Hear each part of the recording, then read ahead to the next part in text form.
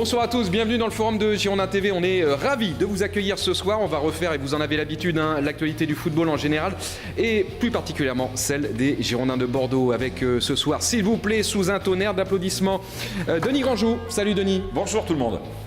Et Alain Baudron. Salut. Bonjour. The War Machine. Ça va bien? Il pleut, il vente, il neige, il grêle, regardez, il est présent tout le temps. Beau. Il fait beau. Pour assurer notamment les directions Girondin TV. On vous remercie, chers camarades, d'être parmi nous. Une fois encore, quels sont les thèmes abordés ce soir dans ce forum? La Ligue 1, bien évidemment, avec retour très rapidement sur Bordeaux-Lens et surtout pour parler de l'arbitre de cette rencontre, Philippe Calt, qui a été sanctionné. On vous dira pourquoi, surtout le choc de la 32e journée de Ligue 1. Bordeaux-Marseille, vous le savez, 21h, coup d'envoi de la rencontre. Et puis les réseaux sociaux qui commencent à s'enflammer, les supporters qui ils vont chacun de leur petit pic et manient l'ironie et l'humour. Je me dirais si c'est de plus ou moins bon goût, mon cher Denis. Je vous vois un peu sceptique. L'interview de Thomas Touré dans cette émission qui nous parle de cette confrontation. On prendra aussi ses nouvelles, vous le verrez, ça va mieux pour Thomas Touré. Opération selfie aussi avec Jussier, Certic et Punjé. Reportage, c'était hier sur la plaine des sports du Haillan. On va parler de Gourcuff et d'Éric Bédoué. Éric Bédoué qui, dans France Football, le dit qu'il se sent tout à fait capable de remettre, si nécessaire, Johan Gourcuff sur pied. Des coups de gueule, vous le savez. Ceux de Denis Grandjou, Giroud. Pourquoi Giroud? Parce que c'est ma mauvaise foi. Parce qu'on va revoir Giroud là, pour la finale avec Auxerre. Bon, il n'est plus entraîneur, c'est vrai. Mais on va le voir. J'en peux plus, Giroud.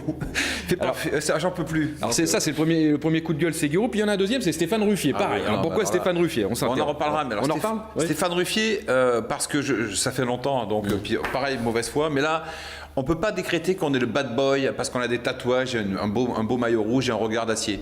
Quand on prend 4 buts, minimum, quoi. On baisse la tête.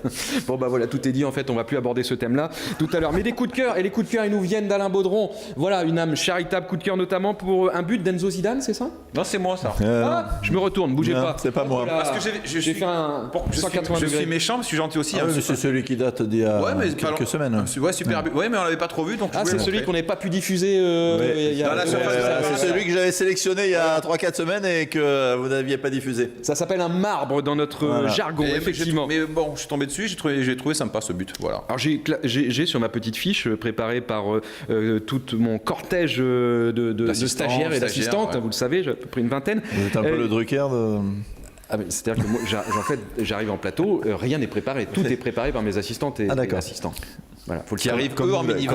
Attendez. En minivan, il y a carrément 2-3 wagons le matin. Non, c'est un truc de fou. C'est qui minivan, c'est Bruno. C'est qui la star de l'émission? Non, mais c'est qui le patron? Qui est le papa? Qui est le patron? Non, mais oui, mais je sais pas. Qui l'oublie, Alain? Bon, sinon. Bon, alors j'ai sur ma petite fiche classement africain de la Ligue 1. Ça, c'est moi. Ça, c'est vous, ça. Ouais, pour dire que Wabi Kazri est numéro 2. Super. Donc c'est un thème qu'on va plus aborder parce que tout est dit. Parlé il y a 4 semaines de ça, mais c'est pas grave. C'est pas vrai. Revue de presse. Un sondage. 75% des Français ne souhaitent pas la victoire du Paris Saint-Germain. Ça, c'est moi aussi. Ça, c'est vous, ça? Ouais, parce que je suis dedans. En Coupe de la Ligue, c'est ça? Pourquoi t'es dedans? Dans tout. Bon, et on en reparlera. Puis il y a un boycott aussi d'un joueur en Espagne. On parlera de tout ça. Mais pour l'heure, je vous propose de retrouver Olivier Faure, le tour de l'actu en moins de 2 minutes. C'est le flash de Girondin TV.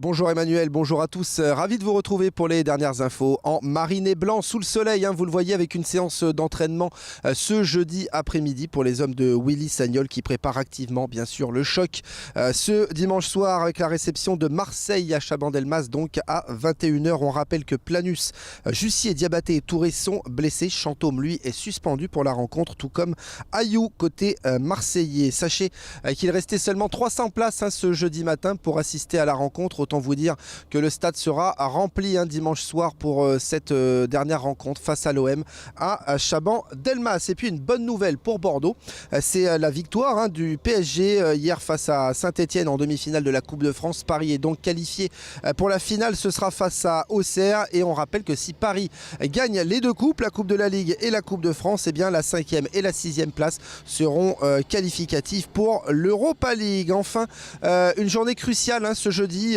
pour le nouveau stade de Bordeaux puisque la commission de sécurité se réunit pour inspecter toutes les installations. C'est elle, on le rappelle, qui donnera ou non le feu vert pour l'exploitation du stade. On croise les doigts. Voilà pour les dernières infos, Emmanuel.